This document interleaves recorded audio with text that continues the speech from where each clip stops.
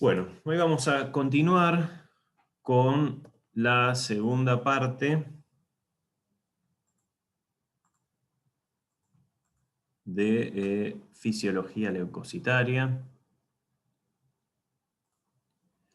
que básicamente es, vamos a seguir hablando hoy en particular de los granulocitos.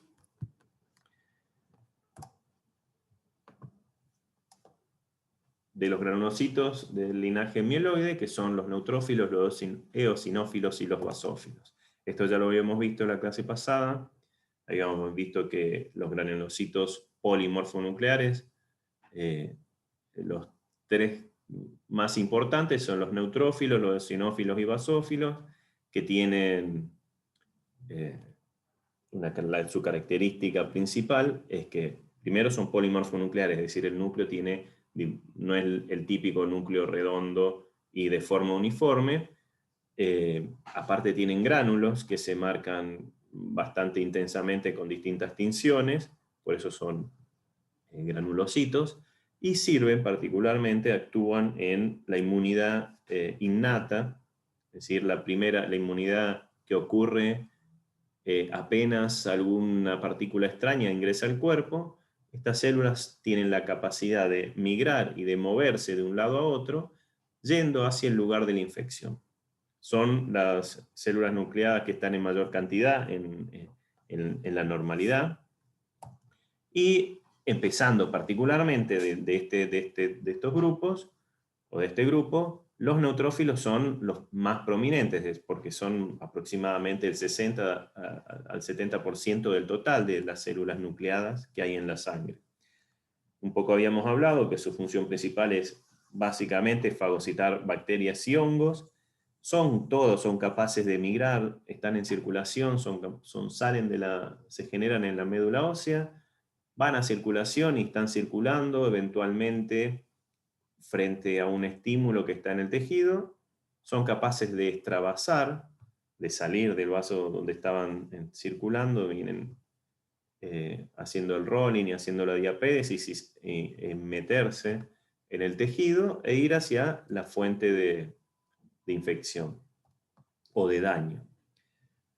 Los polimorfonucleares, particularmente los neutrófilos, son neutrófilos porque los gránulos que tienen en el citoplasma cuando se hace una tinción convencional son ni ácidos ni básicos. Se tiñen de una manera púrpura medio rosadita, muy similar al citoplasma, pero con grumitos. Y tiene un núcleo que está bien característico, estamos hablando del polimorfo nuclear maduro, bien característico de 2 a 5 lóbulos que están unidos por puentes. Un poco para entender de dónde salen estas células, todas las células sanguíneas, si yo les pregunto, y no hace falta que respondan, se generan en la médula ósea. No hace falta que respondan ahora levantando el audio, pero si yo pregunto siempre dónde se generan las células sanguíneas, la respuesta es así, sin casi pensarlo, en la médula ósea. Y tienen todos este arbolito que lo vamos a ver extensivamente, donde la célula madre, dependiendo los factores que se encuentran en el ambiente, se va a ir convirtiendo, bueno, se va a dividir en, una va a mantenerse como célula madre, la otra célula se va a ir convirtiendo en una célula progenitora, una célula progenitora y luego en un precursor de algún linaje particular. Si se encuentran con estos factores de crecimiento, empieza a generarse una célula madre mieloide. Las células madres mieloides ya habíamos visto bastante, que era la que da en distintos tipos de células, pero una de esas eran los glóbulos rojos, lo vimos en la parte de eritropoyesis. Pero si esta célula madre se encuentra en un ambiente en donde de repente encuentra trombopoyetina e interleuquina 3, o dependiendo, trombopoyetina seguro, pero si tiene interleuquina 3, se va a convertir o va a tomar la decisión de hacer un progenitor que se va a convertir en un neutrófilo o en un monocito. Si de repente tiene más interleuquina 6 o más interleuquina 11 o más un factor estimulante de granulocitos, se va a ir convirtiendo, va a tomar la decisión de convertirse o en un progenitor de eosinófilos, o en un progenitor de basófilos, o en un progenitor de mastocitos. Entonces, el concepto general que es importante acá es que la célula madre, a medida que va pasando o va cambiando de ambiente, o dependiendo con qué se encuentra en su alrededor, va a ir tomando decisiones de convertirse en un tipo celular o en otro. Y esa es la manera que el cuerpo de repente tiene la posibilidad de balancear, o de hacer balancear la cantidad de células para que estén en la normalidad o en el mejor, o de la mejor manera posible para la función que se necesite, aumentando o disminuyendo qué tipo celular o qué célula madura finalmente se va a producir. Si vemos particularmente a los polimorfonucleares, vemos que teníamos si hay presencia de trombopoyetina en interleuquina 3, se genera un progenitor que tiene todavía, está un poco indeciso, tiene la posibilidad de generar dos tipos celulares, y dependiendo que encuentre va a generar o neutrófilo o monocito. Si encuentra en su ambiente interleuquina 3, interleuquina 6 y otro factor de crecimiento que es un factor estimulante de granulocitos monocitos, una proteína, si encuentra estas tres cosas, se va a convertir en un progenitor de neutrófilo. Y finalmente, este progenitor de neutrófilo, si se mantiene en un ambiente donde se encuentra este otro factor de crecimiento, que ese factor de crecimiento de granulocito, se llama así, se convierte en neutrófilo. Necesita ir pasando en este ambiente desde célula madre a neutrófilo. Y eso, estos neutrófilos, una vez que llegaron a madurar, como vimos en la clase anterior, salen a circulación. Fíjense que se generan de 1 a 2 por 10 a la 11 polimorfonucleares por día. La mayoría se mantienen en la médula ósea o en el vaso. Recuerden que había un pool circulante y un pool de reserva, pero muchos neutrófilos se mantienen en la médula ósea hasta que se necesiten, de alguna manera. Una vez que salen de la médula ósea, entran a circular, y ahí tienen una vida media relativamente corta, digamos. Entre 6 a 8 horas, ese neutrófilo se va a morir. Por eso se tienen que estar generando toda esta cantidad, estos 2 por 10 a la 11 por día, porque se mueren rápidamente. Salvo que encuentren haya una infección, alguna inflamación, y salgan de la circulación y se vayan por el tejido hacia el lugar. Y ahí duran un poco más, pero no mucho más. Se alarga a 1 o 2 días su vida, pero como máximo, pero en general en pocas horas se muere. ¿Y dónde se mueren?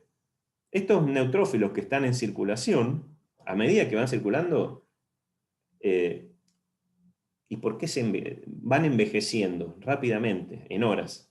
¿Por qué envejecen? Bueno, la mayoría que estuvo contestando el cuestionario de la clase pasada, que les dejé la semana pasada,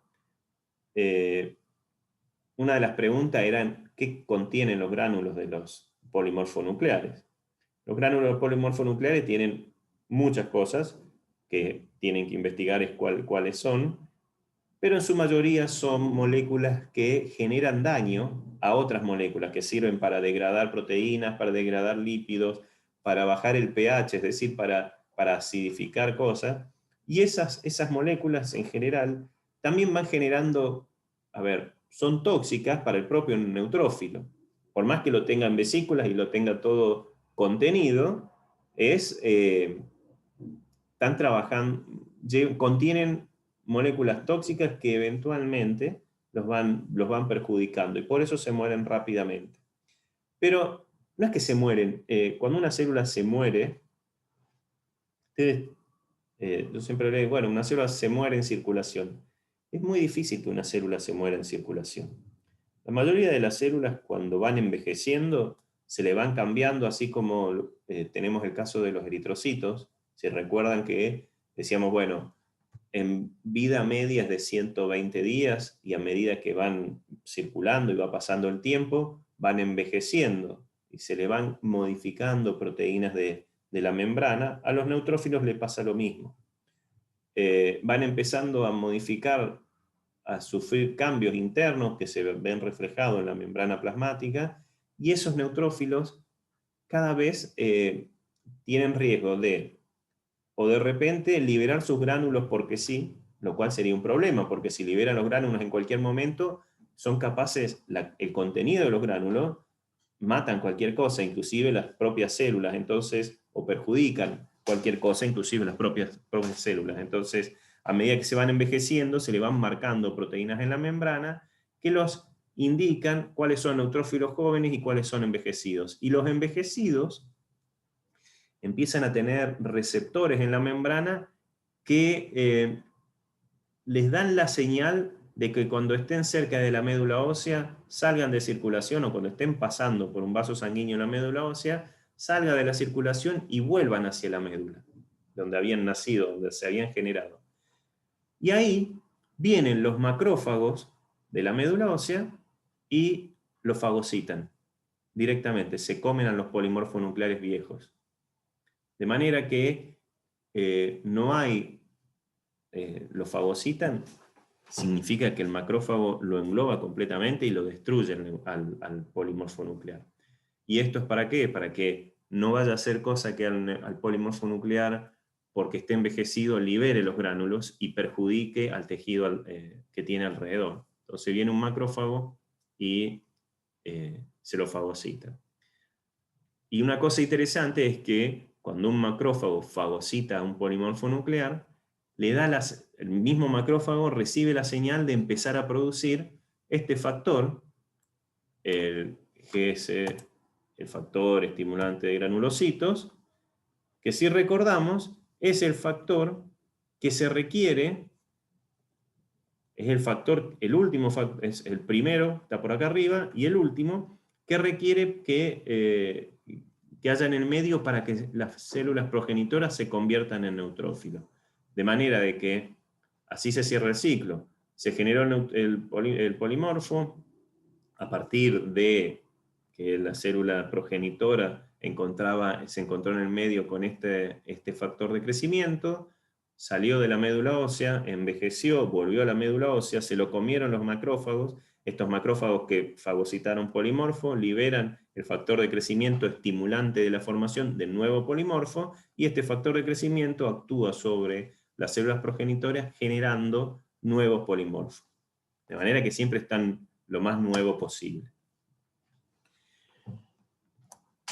Perdón, antes de pasar a eosinófilos, voy a parar acá un segundo para que pensemos, o vamos mejor a la anterior, para que pensemos sobre la respuesta a la pregunta de dónde está o qué ve el polimorfo, cuál es el medio ambiente que ve un polimorfo en su vida. Si pensamos que tiene varias formas de responderse esa pregunta, pero vamos a tratar de hacer la forma más completa. Imaginemos que la célula madre, ahí me salió el cartelito que se puede cortar, si se corta volvemos acá. Imaginemos que la célula madre toma la decisión de convertirse en polimorfo o neutrófilo. Entonces, ¿cuál es el ambiente que la célula progenitora de un polimorfo va a ver? La médula ósea. El ambiente que va a estar viendo es el nicho de la célula madre primero, luego se va a salir del nicho de célula madre, se va a ir corriendo hacia el estroma de la médula ósea y va a estar en contacto con un montón de otras células y factores de crecimiento, pero sigue estando dentro de la médula ósea. Hasta que madura, recuerden los neutrófilos encallados, y, bueno, y el neutrófilo maduro, y sale a circulación. El siguiente ambiente, el primer ambiente que ve es la médula ósea, el estroma de la médula ósea. El siguiente ambiente que ve es el vaso sanguíneo, la sangre, la circulación. Va a estar en un ambiente líquido circulando por todo el cuerpo, pero lo que ve la célula, si se imaginan que ustedes son la célula, es que van a estar flotando en el plasma, en el suero, básicamente, con otras células y circulando por el cuerpo. Eventualmente, si de repente encuentran, hay una infección y hay moléculas que los reclutan, se van a pegar, el ambiente que van a estar viendo es la pared del vaso sanguíneo, porque van a estar pasando la pared del vaso sanguíneo hacia el tejido, y después van a estar en un ambiente, en un tejido específico, puede ser en cualquier parte del cuerpo, en un tejido de cualquier parte del cuerpo. Y después de eso, lo más probable, una de las cosas que puede pasar es que si fagocitaron bacterias, se van a empezar a morir, y el ambiente que van a ver es el macrófago que los va a fagocitar, y fin de la vida del neutrófilo. Si nunca encontraron una infección, después se van a mantener en circulación por unas horas, es decir, mantienen el ambiente del vaso sanguíneo, hasta que se empiezan a sentir viejos y son llamados de vuelta a la médula ósea, donde cuando estén pasando por circulación, circulando, pasen por la médula ósea, van a pegarse al vaso sanguíneo y van a extravasar, o van a pasar hacia el estroma de la médula ósea, van a volver a su nido donde crecieron, y se los va a fagocitar un macrófago. Entonces, esos son los ambientes que un macrófago, que un polimorfo va a ver: la médula, el estroma de la médula ósea, el vaso sanguíneo, eventualmente el tejido, y finalmente el estroma de la médula ósea, hasta que lo último que ve es un macrófago que se lo está comiendo, y después de ahí desaparece el neutrófilo. Ese cuentito así de vida y obra del neutrófilo, es la respuesta. Le pueden poner más condimento, pueden agregarle por qué, si encuentran, por qué vuelven a cuáles son las moléculas que llaman a los neutrófilos hacia el tejido inflamatorio o hacia la médula ósea. ¿Por qué pasa eso? ¿Por qué un neutrófilo nuevito no se vuelve a meter a la médula ósea? Sino solamente el neutrófilo envejecido vuelve a la médula ósea. Hay una razón de eso. Por ejemplo, si lo quieren agregar, se puede poner. Pero la respuesta, espero que la hayan entendido, es esto: imaginarse de dónde sale, dónde estaba la célula desde el momento que se generó hasta el momento que se murió, o desapareció, o fue fagocitada en general, o podría ser, si hago la pregunta con respecto a eritrocito, ahí tienen 2 o 3 finales posibles. O se revientan en algún lado, algunos, muy pocos, en circulación, o son atrapados por el vaso, por otras células del vaso o del hígado, y también los macrófagos de ese lugar los van a fagocitar. Finalmente, los macrófagos son los que se comen todas las células y todas las cosas extrañas del cuerpo. Su función particular es esa. Recuerden que, por ejemplo, los macrófagos de la médula ósea son los que están fagocitando los núcleos de los eritrocitos, de los reticulocitos, cuando expulsan el núcleo para convertirse en eritrocito. También, cualquier cosa extraña los fagocitan, porque el cuerpo no puede tener fragmentos de células o bacterias u hongos que estén dando vuelta. Eso en general es tóxico para otros tipos de células, y por lo tanto está perturbando al funcionamiento normal. Para eso sirven los macrófagos, son los basureros de todo, se comen todas las cosas que están mal. Por ejemplo, el neutrófilo envejecido. Pasamos a los otros, al segundo grupo de células, granulocitos, mieloides, que son los eosinófilos. Eosinófilos, La palabra, el nombre de estas células viene básicamente porque son células que tienen gránulos que se tiñen con eosina. La eosina es un colorante, es una molécula colorante que se usa para teñir células, y acá particularmente estas células tienen algunas características, pero su característica principal es que sus gránulos se tiñen fuertemente con la eosina y que en general le da una tinción más anaranjada. Dependiendo las imágenes que vean, por ejemplo, la que puse ahí es bastante representativa de todas las imágenes que ven en los atlas de hematología, pero la realidad es que muchas veces, si está bien hecha la tinción, se ve bastante más anaranjado con respecto al resto de las cosas. También son polimorfonucleares, pero tienen los lóbulos, tienen en general 2 lóbulos, más que nada, y se los ve, digamos, los 2 lóbulos muchas veces no se nota que estuvieran unidos, como sí se ven los polimorfonucleares, pero sin embargo, no es que el núcleo está partido, que son binucleares. Es un solo núcleo que tiene 2 lóbulos.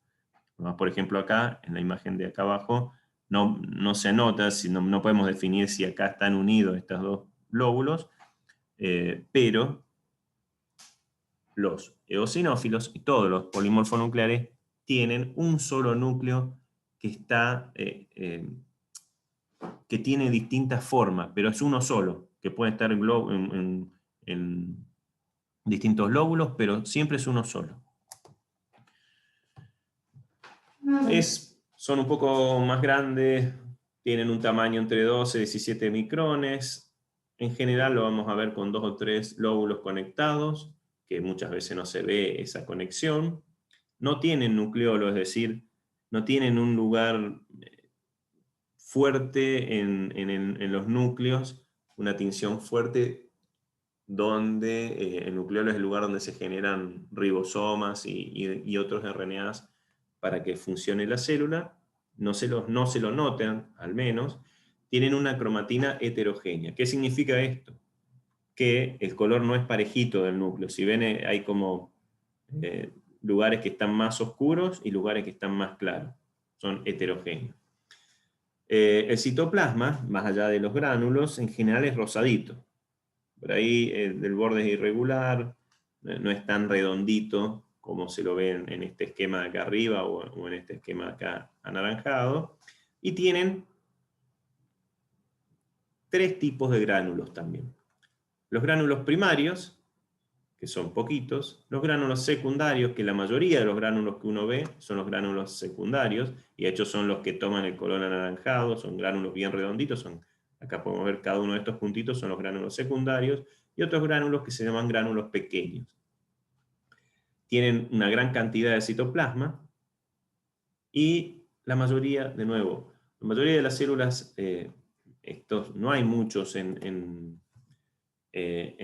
sangre. Si uno hace un recuento, hay entre 50 a 500 células por mililitro, por milímetro cúbico, y la gran mayoría están en la médula ósea, se encuentran en la médula ósea. Esto es eosinófilo, estas células son específicas, tienen una función principal de combatir infecciones parasitarias. Parte de los gránulos que tienen, especialmente los gránulos los secundarios, los más grandes, tienen